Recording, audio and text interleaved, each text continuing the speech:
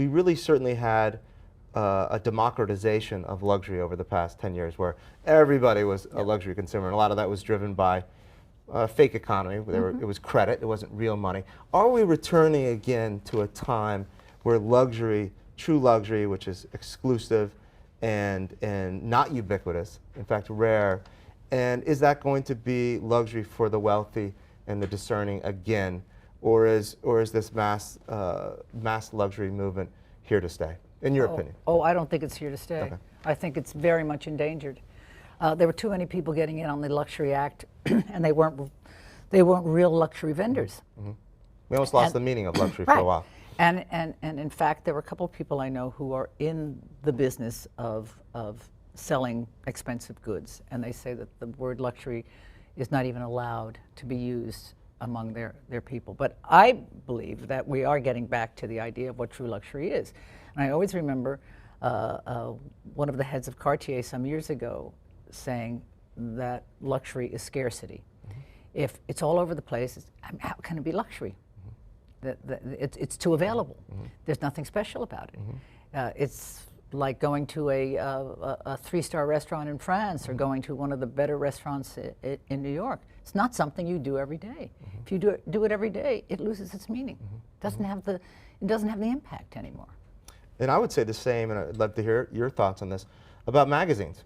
When it was a good time to be a luxury magazine, magazines that were never luxury for their first 20, 30, 50, 100 years, all of a sudden were luxury magazines. Yes. And one of my hopes is, obviously selfishly here, is that their true colors will be shown now for what they really are, which are not luxury magazines. And we're seeing it already with, as you mentioned, magazines looking at the readership and saying, these readers aren't going to go out and pay top dollar for the top quality goods, so let's give them the look for less, the knockoffs. I've said this many times.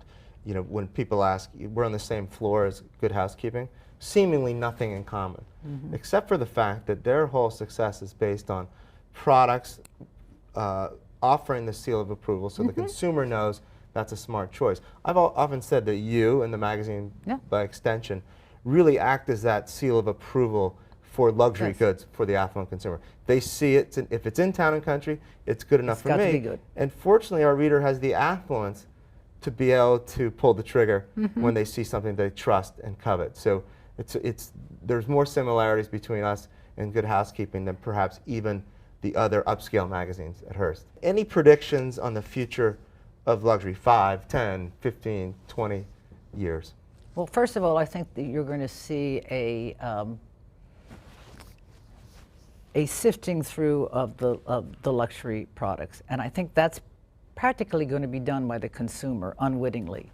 The consumer is going to choose which luxury products he or she believes are the ones that are worthwhile. And so you'll see a lot of vanishing brands that were here and professed to be luxury brands but never really were in the first place, or brands that were doing perfectly well with whatever they were producing and then went into the whole luxury realm and found out that it wasn't for them. So you're going to see that change. It's going to be a smaller world.